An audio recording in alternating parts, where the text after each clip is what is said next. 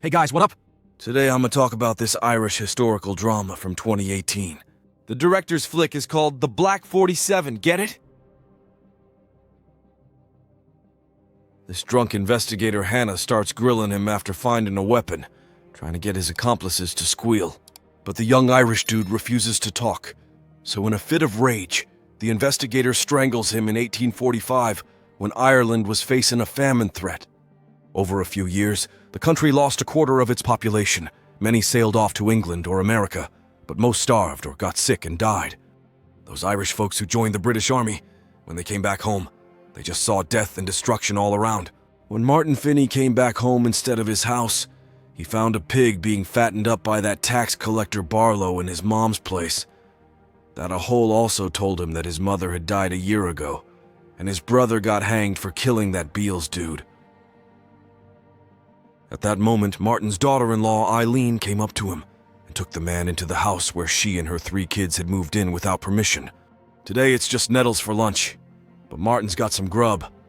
His nephew, who's back, is talking mad trash about his uncle. Not only did he mooch off the Brits' money, but the dude's also a deserter.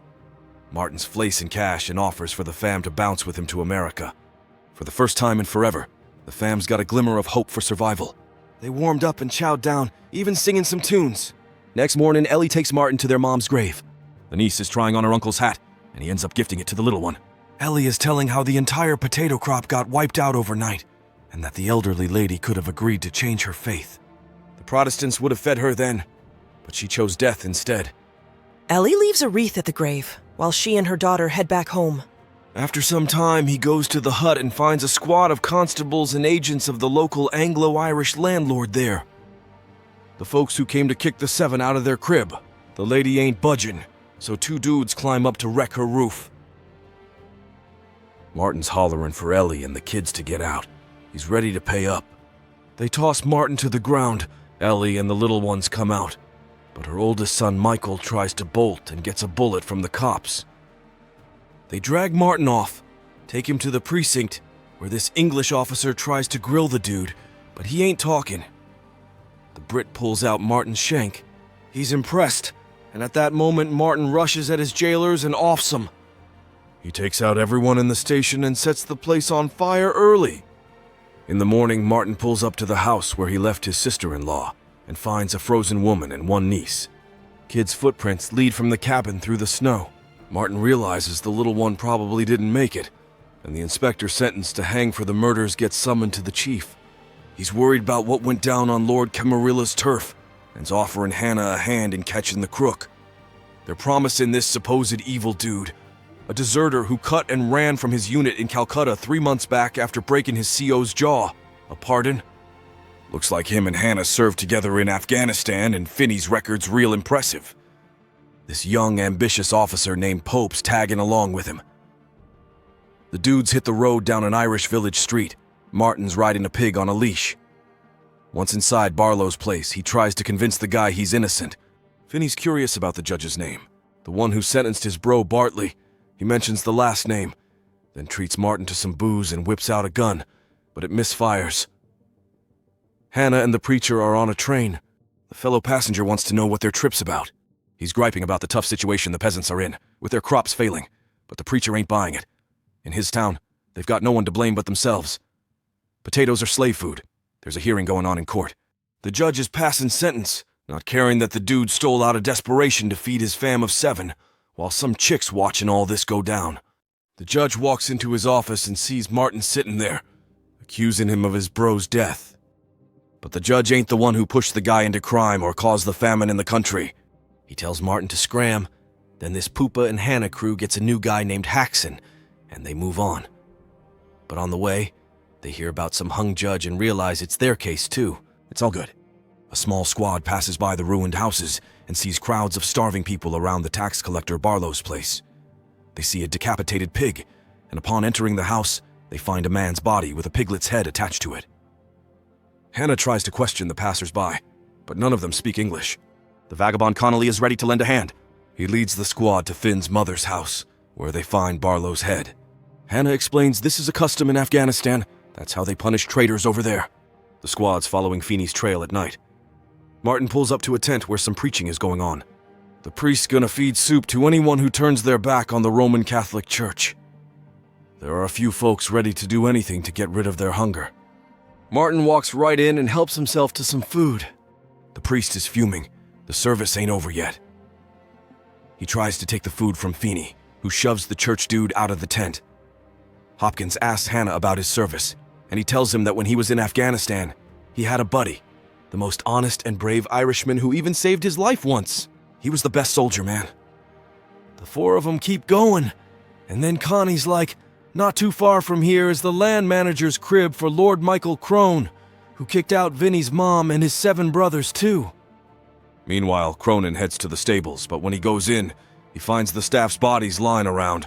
The dude turns around and sees Vinny, offering him some grub and cash. Pope's crew rolls up to the house. Hannah's out by the stables when Martin suddenly comes riding out on a horse. Hobson won't shoot, but the chick beats up Hannah and takes off. Later, they find Cronin's body. They're heading to Lord Kilmichael's mansion. A small troop stops for the night. Hannah's on guard duty when Martin appears out of the darkness. He says he found a place and wants the Brit to leave, but he can't go without him. And Feeney promises then he won't be going anywhere. In the morning, the squad reaches the Lord's estate, where an exhausted crowd is gathered at the gates. Michael Peel promised a big reward for catching the Feeney. The Lord greets the officer sternly. He's pissed that his life was put in danger, so the officer and inspector can join him. Hobson hears that the Lord is preparing to ship grain to England.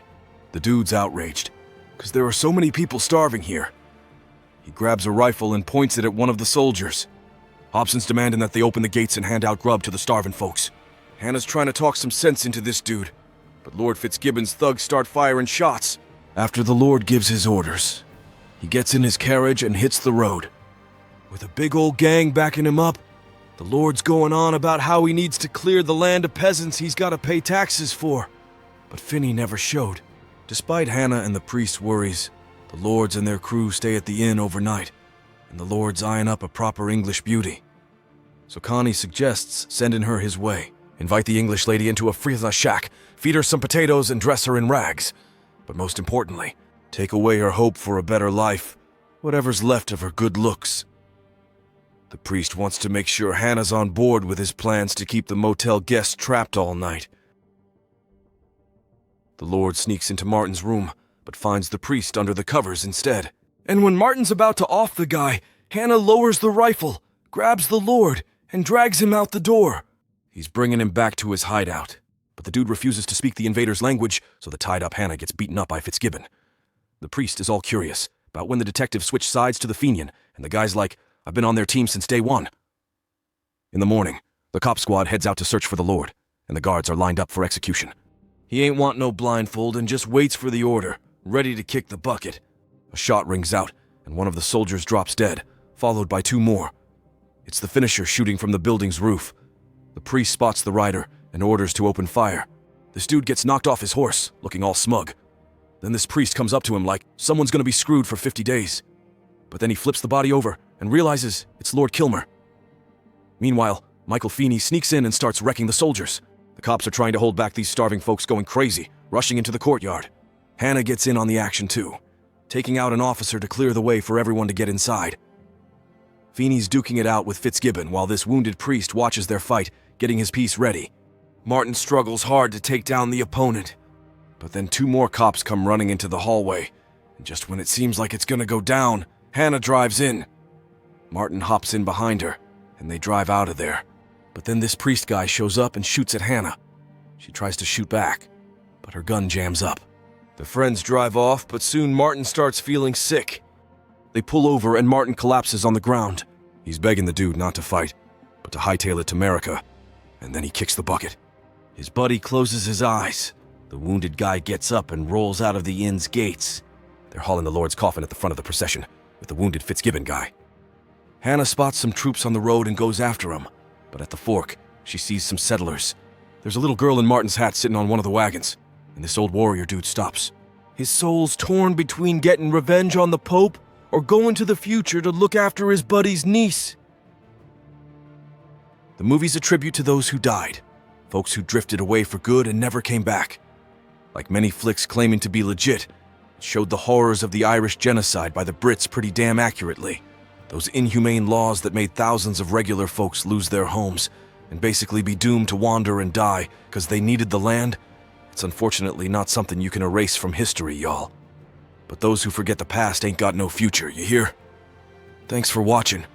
Let me know in the comments what you thought about this movie. And don't forget to hit that like button and subscribe, y'all.